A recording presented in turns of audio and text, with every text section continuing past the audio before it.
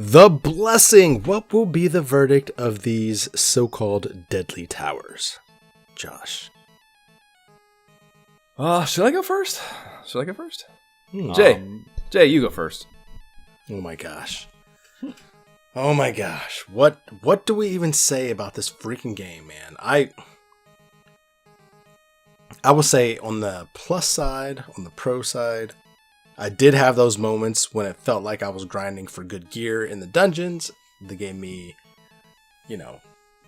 upgrades, made me move a little faster, be a little stronger. I felt like, I feel like I'm feeling good here. And so that was nice. When I hit the towers, felt like I was playing a game. All right, I feel like I know the flow now. But that was all thrown into disarray, knowing that you could just completely miss gear sets, never ever get them. Or never just find things, and you're just screwed and you'll just have to figure it out. And I don't know, man.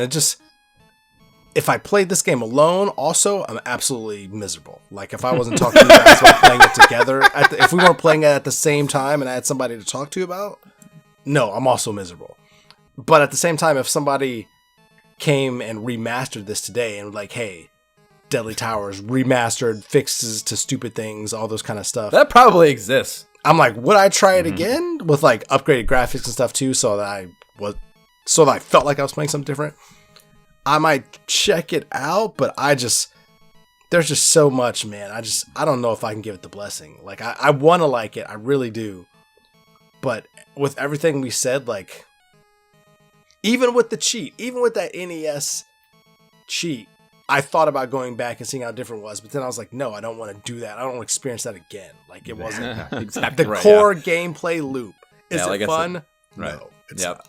Yep. Yeah, I don't need to ever do this again in my life for sure. So that's a no, is it not? That's a X from Gentleman JB. Fair. Jab. So, like we said several times, there's a lot of things where this game, it's right there, like we were saying. There were things about it, and that's just me kind of hearing these things from you guys, as we did the podcast here. But even like the mechanics were good. You control well, you move well, you don't ever feel cheated in that regard. So you're excited about that. It like, being so punitive, just like dying, and then that's just it. Like I can't. I mean, that's a fatal flaw right there. But honestly, like I said, playing the game with the cheat from the beginning, without having to do any of the grinding, without having to find the Dragon Slayer, like you said, in that room full of bats. Like, I mean, if you just do that as a regular fucking kid that just happened upon that, which is already a minor miracle. Like, yeah, right. Already. I don't even know if I'd say minor. It's kind of just a miracle. It's a for real miracle. And like, you wander in this room, and like you said, 2 seconds later, you're dead, and it's just like, start the fuck over. It's unbelievable. So I had the feeling, like, as this game went on, I was like, you know what? This is a great Atari game.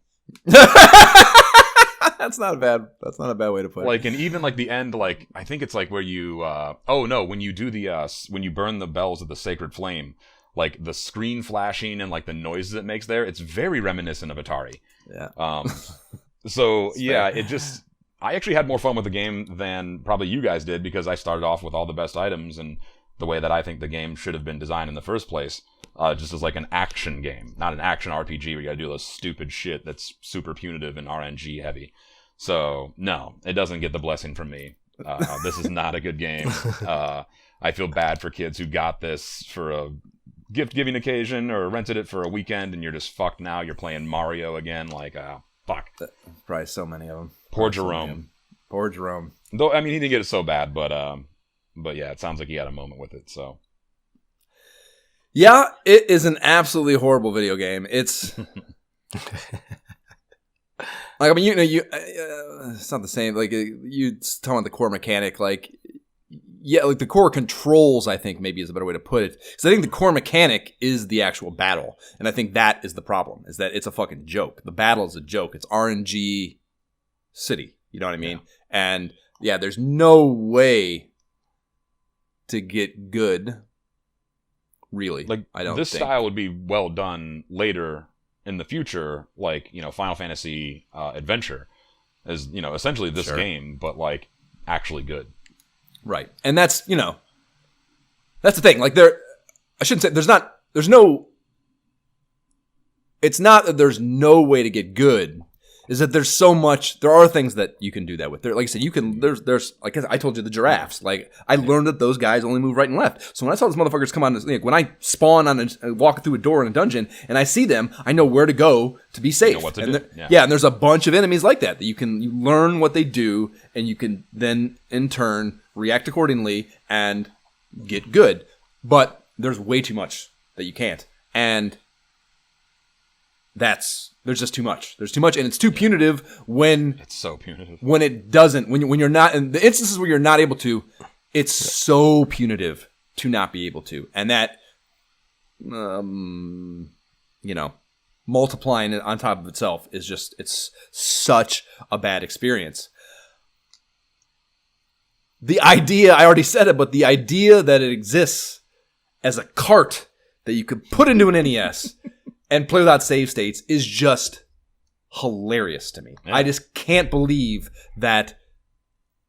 I don't know. Like, you think of these developers as like, you think of them as like, they're adults and they have like adult sensibilities and they're making informed, smart choices based on all their adult fucking accumulated knowledge and shit. And it's such a great testament to like the actual reality of that no one knows shit and everyone's just fucking their children, basically, who just have lived longer and have learned a couple skills that maybe allow them to do something that an 8-year-old can't. But they don't really know what they're doing in so many cases, and this is just an fucking embodiment of that and a half.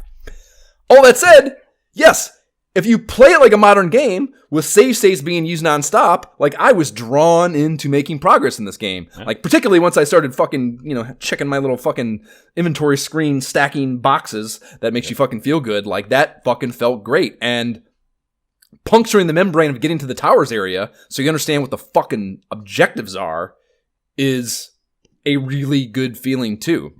But you gotta be some kind of fucking sick 8-bit gaming motherfucker to have any love for this in any real way. And, it's by no means, it's an overstatement and a half to say it's the worst NES game ever made. Like, it's not broken in that way. Like, the RNG sucks, but point. It's not broken, So, like, it's important, I think, to couch against what, again, a sentiment that it's the worst thing that's ever happened is not true. But it is a horrible video game, and King Lorik laughs anyone trying to pitch Blessing Woo for this game right out of his court. But I am nonetheless glad I played it. And I thank thee, Sir Jerome, for forcing us to do so. You're a gentleman and a scholar, because it was an experience that I'm glad I had in all the anguish that I might have experienced having it. And that is that. So that is 3 no's, but glad we went there. And that is it. Deadly Towers is in the books. I can't believe it's got to be all downhill from here, I guess, as far as the experiences we could have. It can't get any worse than this, I guess is what I'm saying.